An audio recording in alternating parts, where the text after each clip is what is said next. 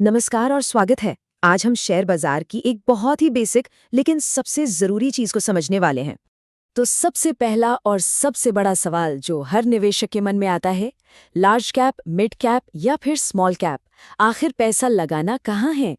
और इस सवाल का जवाब जानने के लिए हमें सबसे पहले एक चीज समझनी होगी और वो है मार्केट कैपिटलाइजेशन। इसे ही शॉर्ट में मार्केट कैप भी कहते हैं। बहुत ही सीधे साधे शब्दों में कहें तो मार्केट कैप का मतलब है कि बाजार के हिसाब से एक कंपनी की कुल वैल्यू कितनी है। मतलब सारे इन्वेस्टर्स मिलकर उस कंपनी की क्या कीमत लगाते हैं। और पता है, इसे निकालने का फॉर्मूला भी बहुत ही आसान है। मार्केट कैप बराबर होता है कंपनी के एक शेयर का दाम गुणा कंपनी के कुल शेयर्स की संख्या। चलिए इसको एक उदाहरण से समझते हैं।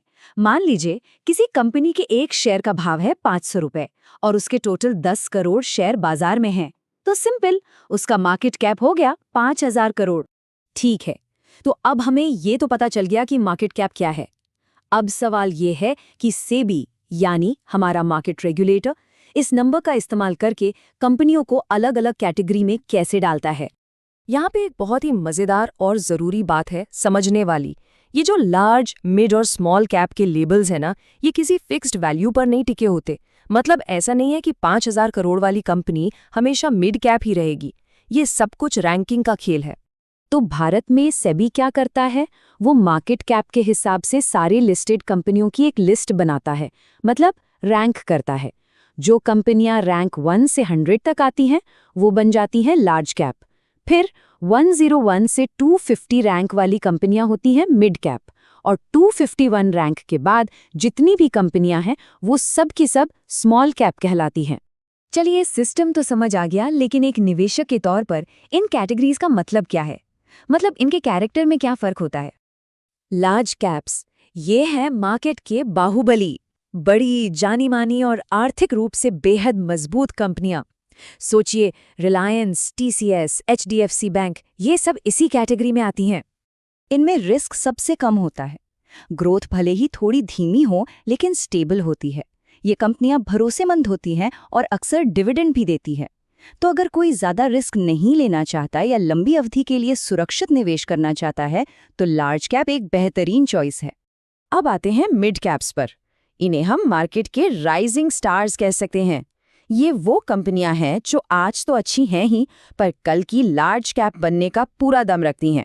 यहाँ आपको मिलता है एक अच्छा बैलेंस, मतलब रिस्क और ग्रोथ के बीच का एक सुनहरा रास्ता। इनमें लार्ज कैप से ज्यादा ग्रोथ की गुंजाइश होती है, लेकिन ये स्मॉल कैप जितने रिस्की भी नहीं होते। तो जो लोग ग्रोथ और सेफ्टी दोनों चाहते हैं, उनके लिए मिड कैप एकदम सही है। और आखिर में आते हैं स्मॉल कैप्स। ये हैं मार्केट के छिपे रुस्तम, छोटे पैकेट में बड़ा धमाका। इनमें जबरदस्त ग्रोथ का पोटेंशियल होता है। लेकिन हाँ, यहाँ एक बात गांठ बांध लेनी चाहिए, हाई रिटर्न का मतलब है हाई रिस्क। ये स्टॉक्स बहुत ज्यादा ऊपर नीचे होते हैं, मतलब वॉलेटाइल होते हैं। तो ये सिर्फ उन एग्रेसिव इन्वेस्टर्स के लिए हैं जो ज्यादा रिस्क ले सकते हैं और लंबे समय तक टिके रह सकते हैं। तो चलिए फटाफट से एक नज़र डालते हैं इन तीनों की साइड बाय साइड तुलना पर। रिस्क, रिटर्न, स्टेबिलिटी, सब कुछ एक ही जगह। ठीक है, तो अब जब हम तीनों को समझ चुके हैं तो सबसे बड़ा सवाल ये है कि इन्हें अपने पोर्टफोलियो में कैसे शामिल करें, मतलब एक अच्छा मिक्स कैसे बनाएं। अगर कोई कंजर्वेटिव निवेशक है जिसे सबसे पहले अपना पैसा सुरक्षित रखना है तो उसके पोर्टफोलियो का ज्यादातर हिस्सा यानी लगभग 60% लार्ज कैप में होना चाहिए, बाकी थोड़ा थोड़ा मिड और स्मॉल कैप में ग्रोथ के लिए। अब बात करते हैं मॉडरेट या बैलेंस्ड अप्रोच की। यहाँ पर स्टेबिलिटी और ग्रोथ को बराबर वजन दिया जाता है। तो यहाँ लगभग 40% लार्ज कैप, 40% मिड कैप और बाकी का 20% स्मॉल कैप में लगाया जा सकता है। और फिर आता है एग्रेसिव पोर्टफोलियो। ये उन लोगों के लिए है जो हाई रिटर्न के लिए हाई रिस्क लेने से नहीं डरते। यहाँ सबसे बड़ा हिस्सा करीब 40% स्मॉल कैप्स को दिया जाता है, क्योंकि सबसे ज्यादा रिटर्न की उम्मीद वहीं से होती है। चलिए अब इस पूरी बातचीत को कुछ आसान और काम की टिप्स में समेट लेते हैं। ये बातें हमेशा ध्यान में रखनी चाहिए। तो सबसे पहली बात, हमेशा सेबी की ऑफिशियल रैंकिंग चेक करें। दूसरी, ये याद रखें कि लार्ज कैप आपके पोर्टफोलियो की नींव हैं, वो सुरक्षा देते हैं।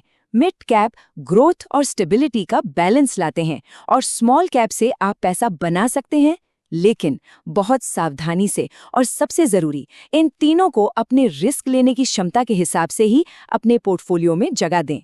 ये एक लाइन इस पूरी चर्चा का सार है कि लार्ज कैप देता है स्थिरता, मिड कैप से मिलती है ग्रोथ और स्मॉल कैप में छिपा है अवसर, लेकिन सिर्फ तभी जब आप रिस्क को समझदारी से मैनेज करते हैं। याद रखिए, एक कामयाब निवेश का राज इन तीनों के बीच सही बैलेंस बनाने में ही छिपा है।